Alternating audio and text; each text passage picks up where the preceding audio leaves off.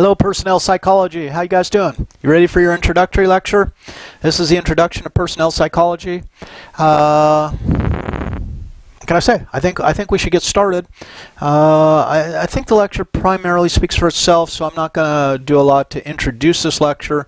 We had the short introductory message about the course in general and what's expected. So let's get on with the content here. Okay, and remember that you don't have to furiously take notes. These PowerPoints are in fact available to you in the module.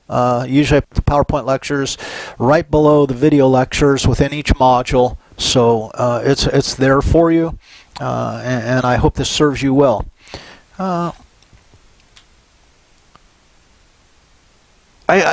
You know, some people say, oh, Mark, you shouldn't get political. And I'm not going to necessarily get political in this case, but let me put it to you this way. This is kind of a funny little picture. These are all people that Trump personally selected to be in his cabinet or to be in his administration. And they're all gone. And this is an old picture. This is the first run of dissatisfied. I'm dissatisfied with these people. I'm going to dismiss them. They're going to resign, what have you.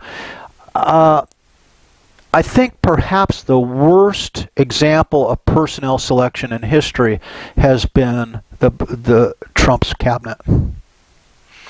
And it's the absolute antithesis of what I'm going to attempt to share with you in this course.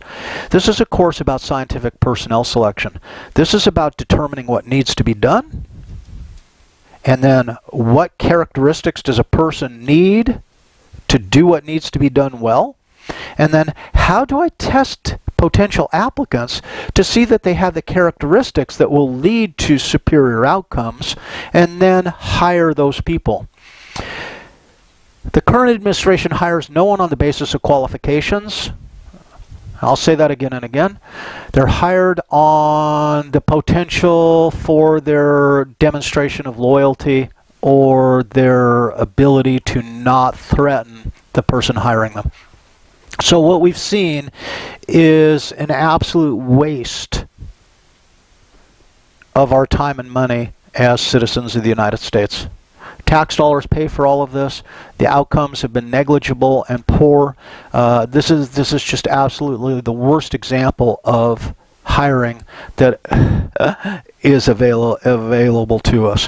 When we think of hiring one's daughter, what is this person's qualifications to do what they've been asked to do? None. We've hired a son-in-law to do what? Manage the pandemic. How well has that worked? When we hire unqualified people, we should expect poor outcomes. Core to this course is understanding what needs to be done, understanding what type of person will be able to do it well, test a potential pool of applicants to find which is most superior in the qualifications to get it done, and then cutting the deal to hire those. That's what we're about in this course. It's called strategic staffing, right? Now, there is a book out there called Strategic Staffing, and I've used it in the past by Phillips and Gully. It's an expensive book. I don't know, used it might be available for, $80, $90, but it's one of those, typical textbooks. It's up in the $200, $250 range. And as I've made this course less an academic exercise and more a course that's practical training. Hey, Annika. How are you doing, Annika? Right? I've been toying and exploring with the idea that maybe we don't need a textbook, that maybe I can give you enough information that would make buying the textbook superfluous. Trying to save you guys some money but delivering you the same high quality product. So some of the stuff is attributable to that textbook, and I will clearly cite that. Other comes from myriad sources. This is about the 4th or 5th textbook I've used to teach this course.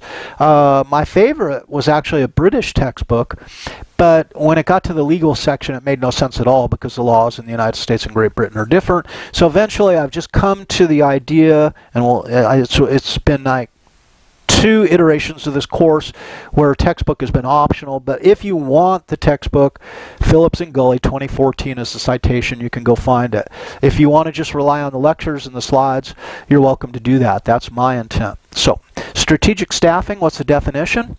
It's a process of staffing an organization in future-oriented, goal-directed ways that support the organization's business strategy and enhanced organizational effectiveness.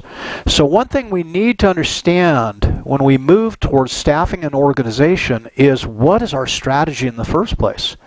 Who are we? What are we about? What is the market in which we're operating? And what strategy would be most effective under those circumstances? So this is some heavy-duty thinking and some heavy-duty exploration. Right? It involves the movement of people into, through, and out of the organization. So we're bringing people in, we're advancing people through the organization, and some people will retire out, but other people have to be removed because they just aren't functioning well within the organization.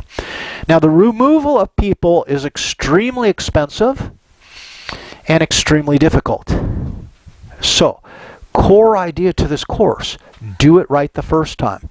Know who you need, know how to find them, and then hire those people so that you don't have to do it again, right? So, how does strategic staffing differ from traditional staffing? Well, traditional staffing is less tied to strategy, and like I suggested with the current administration, it's largely been a game of who do you know? And, I'm on LinkedIn. I'm not crazy about LinkedIn, and one of the things that pisses me off about LinkedIn more than anything is one of the statements in the emails that they send me all the time is, it's not what you know, it's who you know. And if there's any statement that goes contrary to what I hope to advance in this course, is that statement. And I'm like, F LinkedIn. It's not who you know, it's what you know, and it should always be what you know. What are your knowledge, skills, and abilities? That's the basis for hiring, not frickin' relationships. I know. Calm down, Mark. Don't get so frickin' excited. Right, Annika? We will usually have a visitor, so if you like cats, you're probably going to pay more attention to them than me. I'm used to that. I get a lot of feedback about lectures. Oh my God, I hope to see more Penelope. Oh, I love it when Annika shows up. Yes, Annika. Annika and Penelope are sisters, and they're our primary visitors during the lecture. Right, sweetie? So, all right. So, less traditional staffing strategy, not so much. More reactive and likely to be done in response to an opening. And when we think about it, how many chiefs of staff have there been in the current administration? Can you even count that high? It's like, oh my God, I messed up. This person is disloyal to me, so I'm going to get rid of them. That means I need to get another. Will this person be more loyal to me? That is the chief criteria, right? Lacks continuous improvement effort. How do we do better than last time? Not even on the radar, right? So, strategic staffing systems incorporate long-term planning. What does the future look like, right? Alignment with the firm's business strategy, which means we have to understand the strategy. Alignment with other areas of human resources, and I think many of you will be human resource professionals, which is a great place for people with psychology degrees to go, right? Alignment with the labor market. We have to understand what's available to us. There is a labor market. We are drawing from that labor market. So we have to understand the labor market. And we're going to talk about all the tools to do this as we move through the course, right? Targeted recruiting. That is, where should I spend my recruiting money? It costs money to recruit applicants. How do I do so efficiently? How do I recruit in areas that provide me with the biggest bang for the buck? It does me no good to recruit in an area where there are no suitable applicants. So I have to understand the market, right? We have to have sound candidate assessment on factors related to job success and long-term potential, if that's what interests us. But we have to hire people who will be good at the job, who have the knowledge, skills, and abilities that we require. Not people who are our buddies, not people who we are assessing solely on the basis of their potential loyalty, right? We have to then, and this is the downstream part that most people, most organizations ignore, is the evaluation of staffing outcomes against predefined goals. So when I operate a hiring program, I have goals for that hiring program. But down the road, 1 year, 2 years, 5 years, 10 years down the road, I have to see, how is my system operating? Have I retained the people I've hired? Are they promoting? Are they continuing to generate the desired outcomes? That is, And I know in business the term is we have to close the loop. We have to understand how well we did. And a lot of people don't want to go there because they find it too threatening. So to staff strategically, then we got to pay attention to workforce planning. We got to figure out how to source talent, recruit talent, select talent. We have to acquire talent. We have to assign and deploy talent. Where are we going to put them and what are they going to do, right? We have to increase and or retain talent. We want more and more talent in our organization, right? And then retiring talent. And then we have to have systems in place for retirement, right?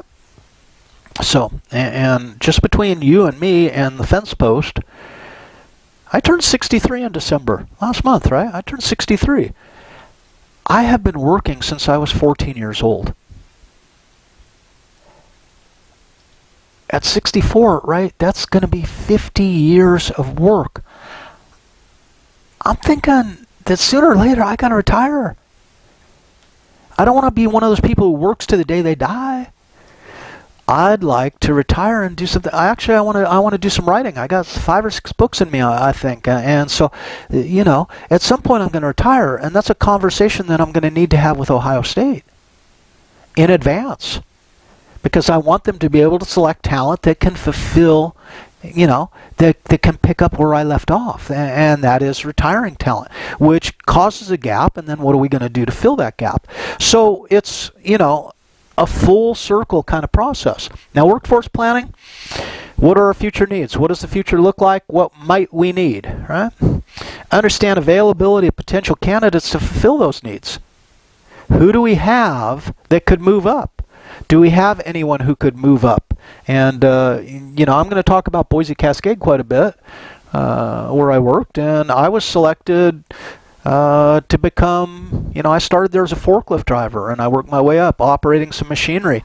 And then they said the technical rep, the person who interfaces with the customers on behalf of the 4 mills, he's going to retire.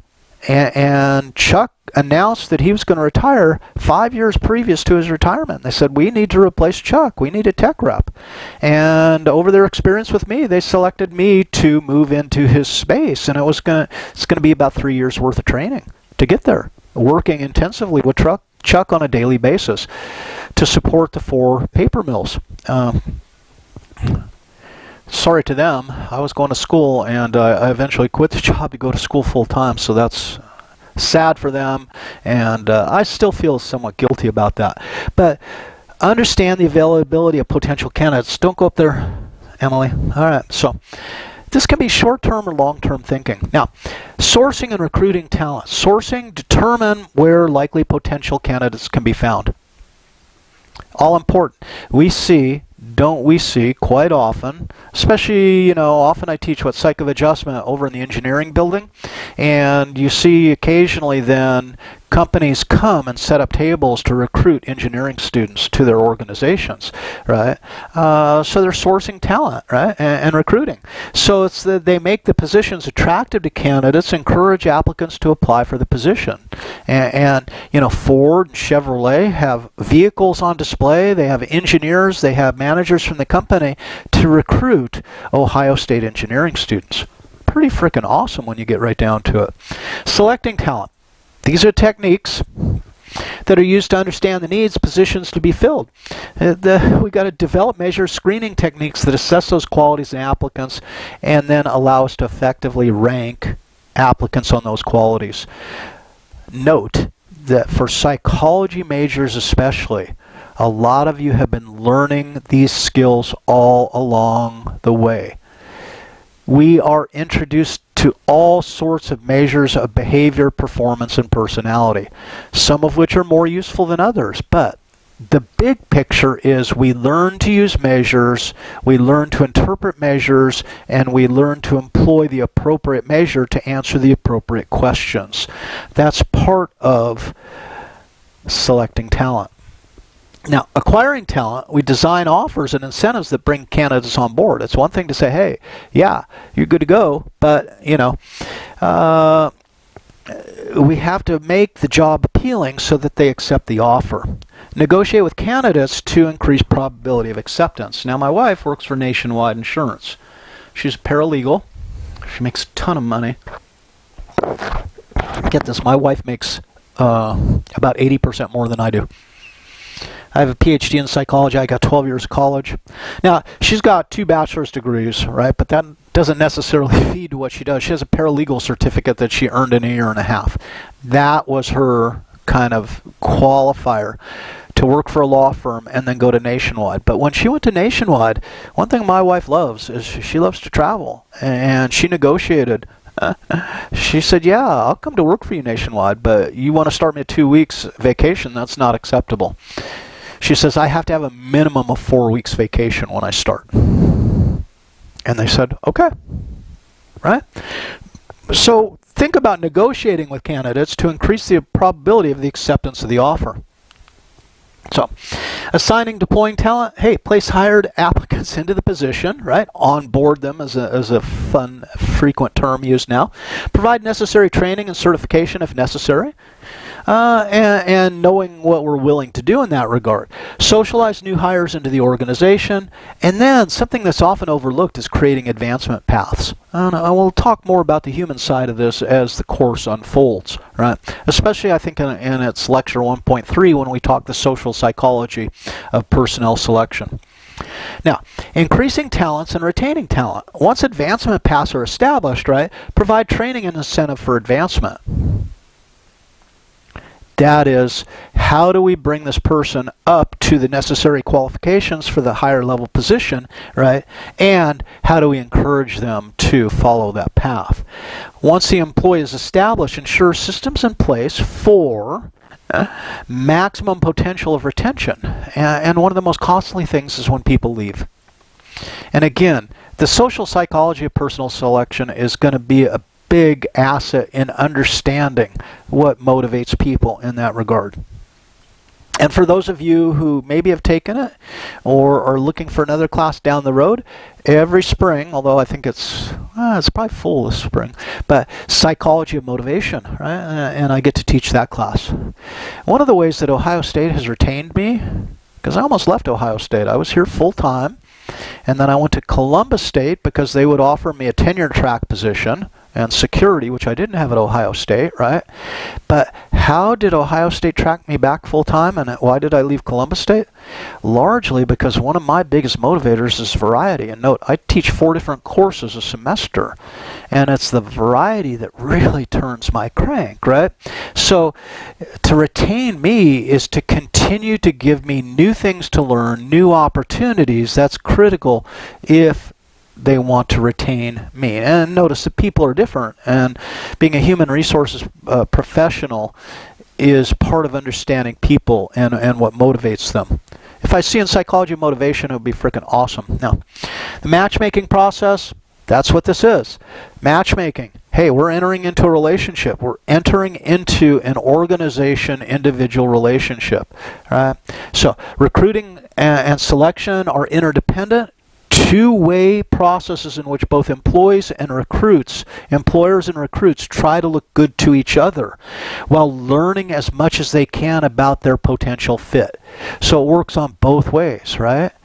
When I'm entertaining working at or applying for that full-time tenure track position at Columbus State, right? They're looking at me saying, do we want this guy on our crew? And I'm looking at them and saying, what will this be like? And of course, they actually hired me in as a part-timer, and then they got to see my performance, which they were satisfied with, and that helped them make the decision. Big part for me is, what do they have to offer me that's lacking in my existence? Why should I change?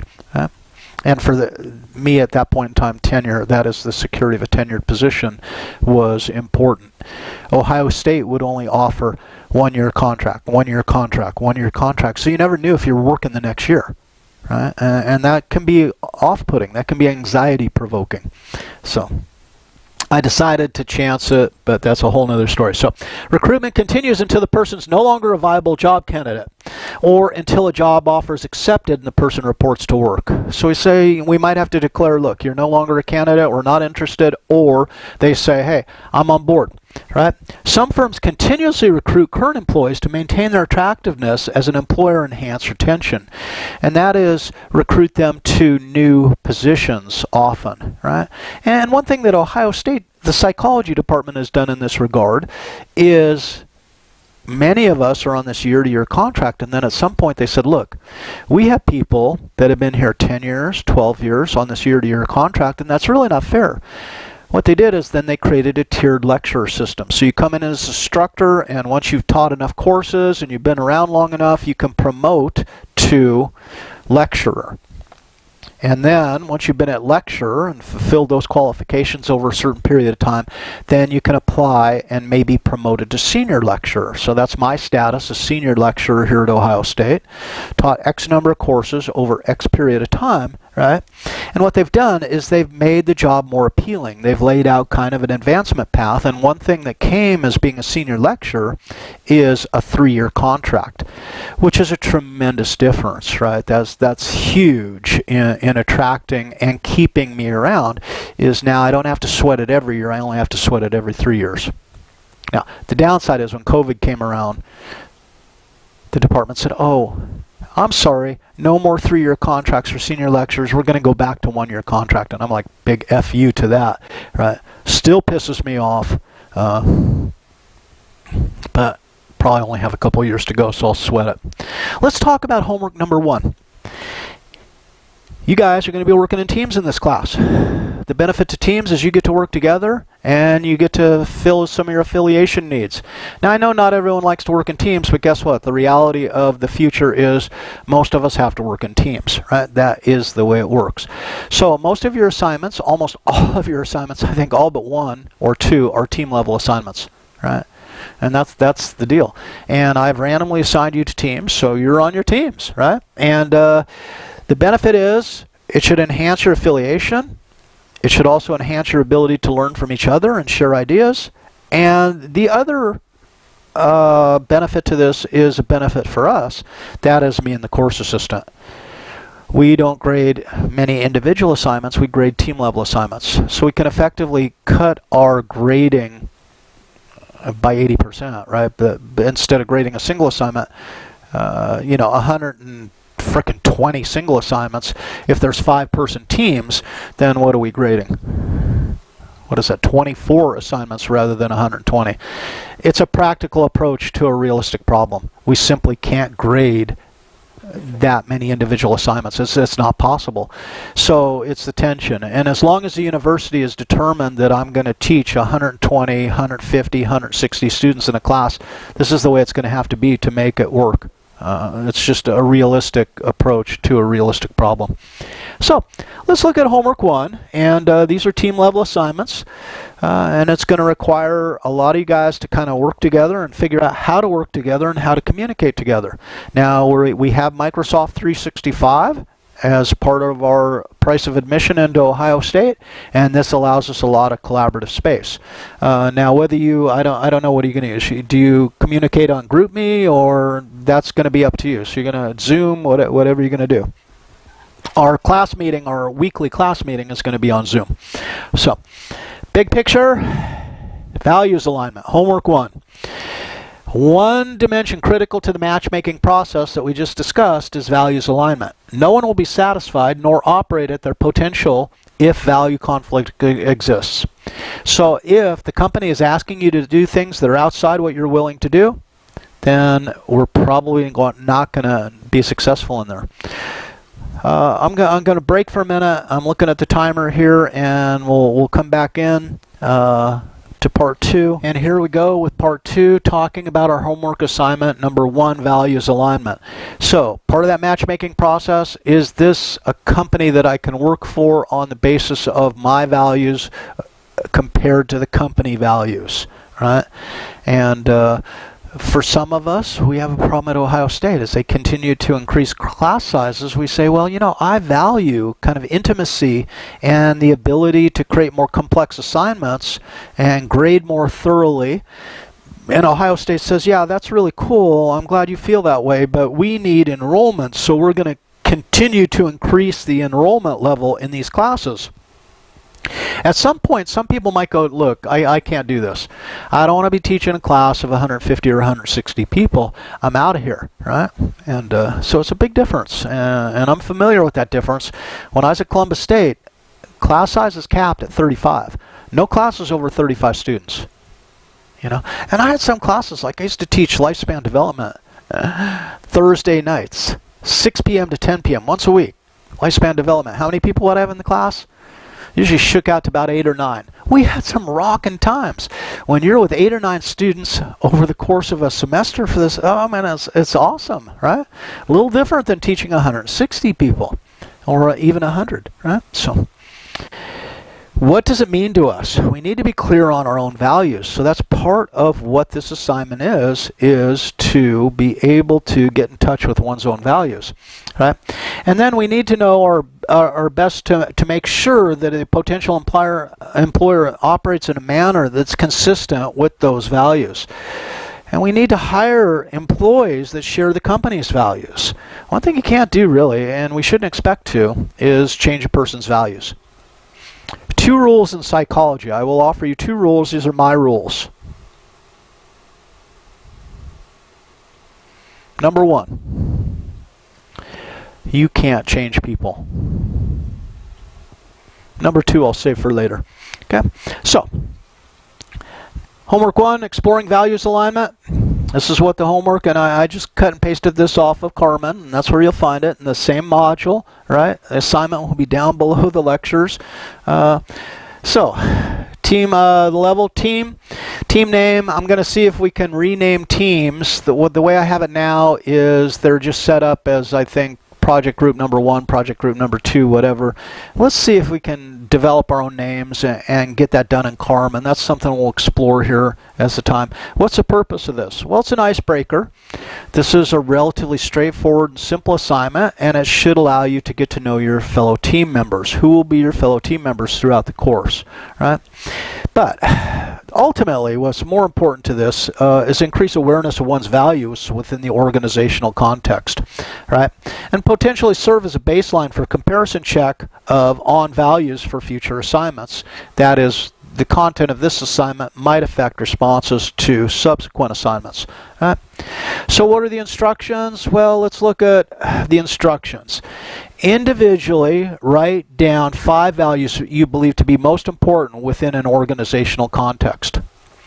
So, one thing that's important to me, one of my values is autonomy. I like to be given a general direction, but then allowed to find my own way there. So autonomy is super important to me. And the heavier the hand on me, the more constraints organizations put on me, the more likely I am to leave. So I like to be autonomous, right? Almost to the extreme. Almost, maybe it's almost, pathological. Think about it. The courses I teach what, 7, 8, 9 different courses here at Ohio State. I'm the only one who teaches them. That's it. If you want to take Psych and Law, you're going to take it with me. And I've worked hard to make that happen over the years, right? And so I teach the unique courses. And it makes me autonomous. It makes me kind of an independent entity. So that's important to me. So on my list of what's important to you, autonomy would be right up on top of the list. Creativity is another important value that I like to express through my work. Right? So I'm going to make my list of 5. Creativity, autonomy, I don't know what else. But you're making your own list, so that's what's important. What 5 things do you believe are most important to you? And that could change over time, and maybe it's actually 8 things, but make the list 5, okay? So, now, what you're going to do then is you've got each team member comes at the assignment with their own individual list of 5 values. Well, you're going to combine the individual values into one list. So now, you take 5 and 5 and 5 and 5, right? And you make a master list of like 25 values. These are all values that are representative from the individuals on my team. Now, there's probably going to be some overlap. That is, some people might write down the same thing.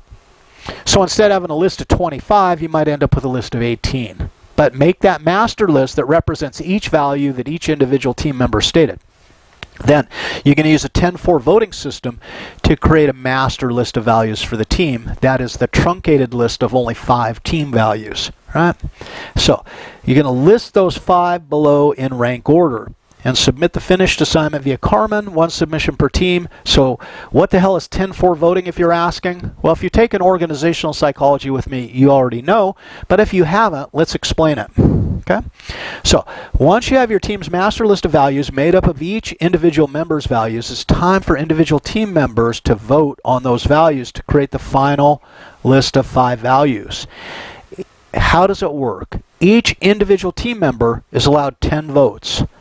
But when you vote, you can put no more than 4 votes on any one value. So the fewest number of votes you would have is 3 votes. That would be 4 on one value, 4 on a second value, and then you're left with 2 to round out your 10 on the third value. Yeah, it could be 3, 3, and 4, but what I'm saying is you're going to have to vote at least on 3 values, right? Now, you might be different. You might see a list of 15 values and you say, well, these 10 are, I like all 10 of these, so 1, 1, 1, 1, 1. How you divide up your votes is up to you, right? So, I might give honesty 4 votes, innovation 4 votes, and then 2 votes for caring. Or I might give 10 different values a vote each. It might help to use a spreadsheet or table. I'm going to expect a lot of tabular presentations, and I think this assignment would probably be a good place to start. Check this out. Here is an example. Now, one of the improvements that I'm making in this course is last semester caught a lot of us off guard. That is, oh, we're all going to be teaching online. Boy, it's a lot different explaining assignments in that way. I hope I'm getting a lot better at this. So what we have here is, let's say this is the master list. Now it says a small list. This is only 11, right? I think it's 11. And for this team then, this would be the team's compilation of what each individual said: innovation, honesty, security, quality, diversity, etc. Now, Mark, and notice, team member Mark says, well, I'm going to put 3 on honesty. I'm going to put 3 on quality. I'm going to put 1 on diversity. I'm going to put 2 on opportunity. And I'm going to put 1 on creativity. Hence, equals 10. Now, I voted for 5 items, but I could have voted for a minimum of 3, a maximum of 10. Your team's values are going to likely be different, right? But now, what about my cat Butterball? Well, Butterball says, I'm going to put 1 on innovation, 1 on honesty, and we see Butterball's votes here, right? And then my cat Quincy, who's the biggest cat in the house, he's a 16.5 pounder, right? Yeah, so Quincy puts 4, 4, and 2. Electron, I don't see where Electron is going to put 2, 4, 2, and then Nefertiti, right? One of our smaller cats, and then I'm going to total them straight across. So how many votes did innovation get from the team? 5. How many votes did honesty get? 8, right? And then what I'm going to do is I'm going to take my top 5, right, which in this case would be honesty, would be quality, would be diversity. That's 3, and then the 2, 4, a 5, and then I'm going to have a tiebreaker for the 4. But what I ultimately want to do is generate a list of 5, right, values to be held as the team values. And hold on to that shit, because I'm probably going to ask you to use it later in the course on a different assignment. Right, Annika? So we're going to maintain all this stuff, and what you're going to do is once you finish the assignment, one of your team members is going to submit it to Carmen, just 1 in the appropriate Dropbox. I don't want 5 copies of the same thing. Carmen will take care of it. If one of you submits it on the team, then the credit goes to all 5 team members, right? Questions about this? And if you have questions, what are you going to do? Here's how this works. Because we have a weekly Zoom session, I expect you to have listened to the lectures, read the lectures, however you want to consume them, to looked at the attached homework assignments, and be ready to ask questions in our weekly Zoom session. So I want to make our Zoom session productive, and that's to help you with your assignments. So anything you're not clear on, you come to that Zoom session, and we talk about it. Okay? Homework 1. Alrighty. How about that? So, let's move on. Staffing goals then. What do we know? Well, process goals. During the hiring process, right? Attracting sufficient numbers of appropriate qualified applicants. Now, I've had a couple positions where I was involved in hiring. Let me talk about one job I had. I started about age 22 or 23. I was the general manager and range master at Angeles Shooting Ranges Incorporated. It was the largest shooting range open to the public, privately owned and operated, but open to the public in Los Angeles County. And I was there for 5 or 6 years. General manager was the business aspect. Range master was the day-to-day operation of the shooting range. It was big range, rifle range, pistol range, trap ranges. So I was responsible for all the safety procedures, but I was also responsible for all the hiring, etc., all the finances, etc. It was a fascinating job. I loved that job. And I lived on the range. It was 96 acres. I lived there. It's a cool job. One of my responsibilities was to hire the employees. And I usually had between 8 and 11 employees. It's not a big organization, right? But attracting sufficient number of appropriate qualified applicants was not something we could really do. I would advertise in the paper. I would put up a sign, right? Hey, help wanted. And I'll be serious. There were times when maybe I got 2 or 3 people to apply. I didn't have a large audience. And the problem was it was a part-time job that didn't pay shit. So it was hard to attract people under those circumstances, right? So you do your best. But the idea is attracting sufficient number of applicants is one of the goals. Do I have enough people so that I can really rank order people and find the person that I'm looking for that has the qualifications I need? So this can be more complex. It can be harder to do in small businesses, right? Where you maybe don't have the opportunities nor the pay to attract a huge number of candidates, but you do your best. Now the companies, right, like Google or Ford or Nationwide can attract huge number of applicants. If we post a job at Ohio State, oh my God, what if we post a teaching position at Ohio State? Well, there's a jillion applicants, right? Because we have a surplus of people who are looking for teaching jobs. Good. Now, other goals in staffing. Do we comply with the law and organizational policies? We're going to look at that in the next lecture. Are we fulfilling any affirmative action obligations? And we'll discuss what that is and what that means. Are we meeting hiring timeline goals? And a lot of times people don't understand that the hiring process, you are satisfying a lot of internal customers, department managers, maybe vice presidents within the organization, and they may have a schedule that you have to adhere to. One of the big questions is they say, hey, we need 3 new machine operators, and one of the first questions would be, when do you need them? Because that's going to have a profound effect on how you operate your hiring process. More on that later, right? And staffing efficiently. To what extent do you do this? Because if you're a hiring manager, if you're a human resources professional that's in charge of this, you're going to be given a budget. And you've got X number of dollars, to spend. And some of it's going to be spent on advertising for candidates. It's going to be spent on testing materials. It's going to be tested on. It can be spent on bringing candidates to the organization. If you're hiring on a nationwide basis and you want to interview someone, it's likely that you're going to have to fly them in for the interview, right? Depending on the attractiveness of your organization. So these are all myriad considerations. We'll talk about them throughout the course. It's a lot more complex than one would imagine. Now the staffing goals, outcome goals, and this is what happens after the hire, not as part of the hiring process. You got to hire successful employees, or why bother, right? Hiring individuals who will eventually be promoted might be one of your goals. Is it a goal? Right? Reduce turnover rate among high performers. You certainly, once you have high performers, you want to hold on to them. You don't want them leaving. Hiring individuals for whom other HR functions will have the desired impact. Okay? Meeting stakeholder needs. And who are the stakeholders? This is the first time we use the term in this course. Who are the stakeholders? The employee, the company, the customers, the suppliers, and the community, and from the community, our country at large. And if we're talking about a global organization, then that goes much broader than that.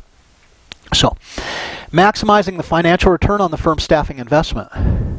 It costs money to staff. Is it worth it?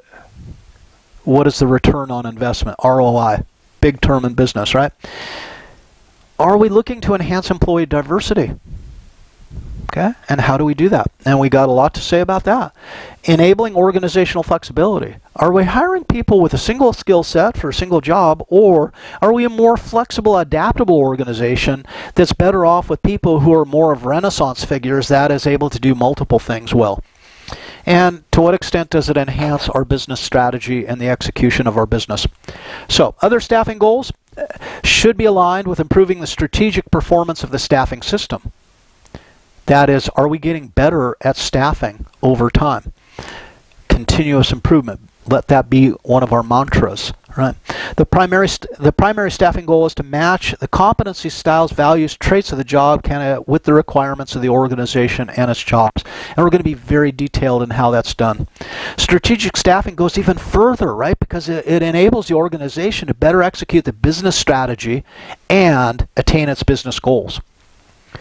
I think one of the most overlooked and one of the most important areas within an organization is the hiring process and thus the human resources department. You know, way back in the day, 30, 40 years ago, you stuck your low performers in human resources. People you didn't want to fire, I don't know what to do with them, put them in HR, right? Not anymore. Man, HR is ascending in its perceived importance, as it should, right? Staffing goals should be consistent with the goals, needs of the stakeholders in the staffing process, including applicants and hiring managers. And how we treat applicants is something I'm going to return to again and again. Now, you will have to operate under trade-offs as human resources professionals, right? What is the time frame? As I mentioned earlier, is it immediate need? I got to have someone like yesterday, or it's let's take our time and find the best possible fit to the position.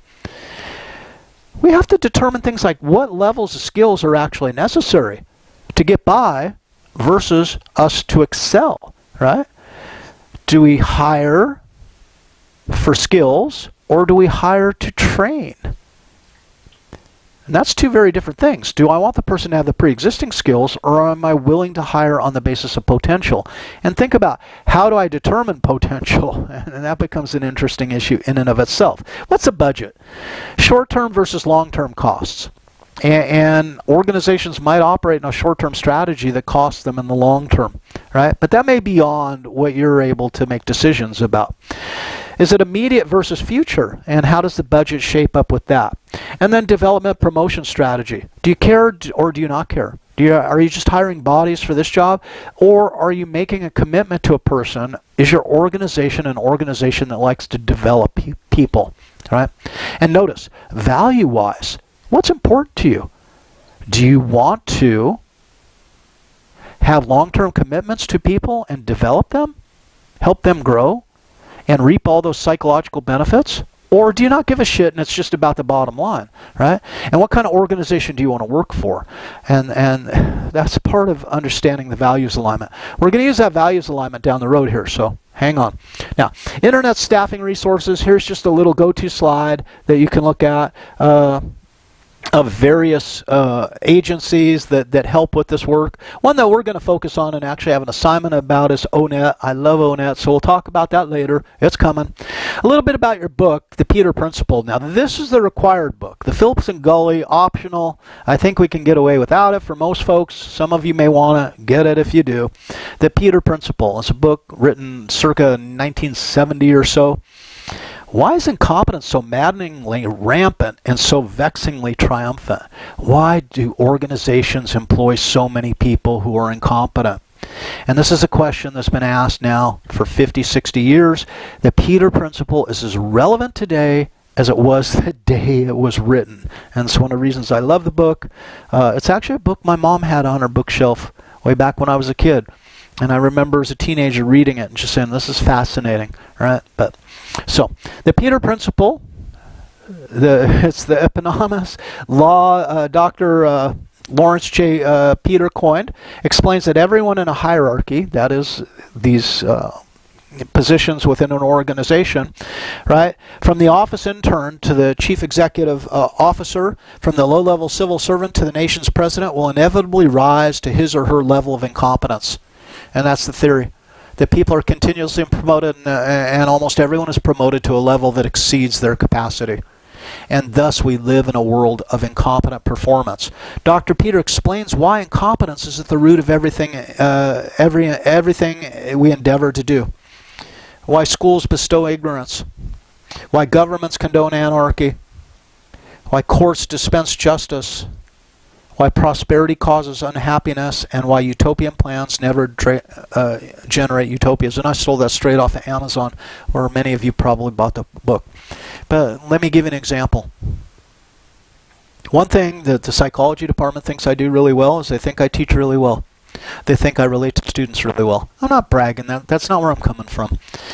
They have measures, they have SEIs, and all this other stuff. They're very satisfied with my performance. And let's suppose that we now needed someone to supervise the lecturers. And we say, well, man, look at Mark. You know, Mark should be promoted to be the person who supervises the lecturers. Well, notice, supervising lecturers is a different skill set than teaching students. But they say, man, he's such a good teacher, let's promote him up to be the supervisor of lecturers, which may be an area where I'm not competent. And that would be an example of the Peter Principle. And so often we take people who are really good at something and we promote them to a position where they're not qualified or they don't excel, as not consistent with what they should be doing. And there's examples of that in the book. So we'll explore this idea further. But it's rampant and it's huge, and it literally costs. For example, the United States literally costs the United States probably trillions of dollars every year on the basis of promoting people to their level of incompetence. And that's why I feel it's so hugely important for us to understand. And we don't need to do it. And part of what we're going to do towards the end of this class is say, hey, how the hell do we avoid this? And the whole class is designed to avoid it. So that's where we're going with it. So let's be crystal clear. Poor hiring practices lead to inefficiency, higher costs, lower quality, and lower profits. And all those things are mutually kind of supporting. Dissatisfaction, anxiety, stress, and disregard for human kindness. And you know how I feel about kindness if you've taken psychology of adjustment, because we do the kindness experience. Kindness is easy. And why people don't engage in more kindness more often is beyond me. But that's another issue for another class. Poor hiring practices lead to lack of responsibility to our communities in the world. Okay, so from my point of view, the ultimate greening and sustainability of our planet depends on excellent hiring practices. Personnel selection is one of the most important human endeavors and responsibilities. That is, when we hire someone and we put them into the correct position that facilitates their growth, or maybe we'll call it from Maslow's point of view, their self-actualization, we get nothing but positive psychological consequences as a result of our hiring practice. And the thing is, if I'm happy with my work and I'm satisfied with what I do, when I go home at the end of the day, or if I'm working at home, when I leave my office at home and go interact with my family, I'm in a better state of mind. And I treat my family better. And in treating my family better, they respond. And it's a benefit to all of us. And if we hire people who do a good job and enjoy their job, their interaction with customers is marked by more positive qualities.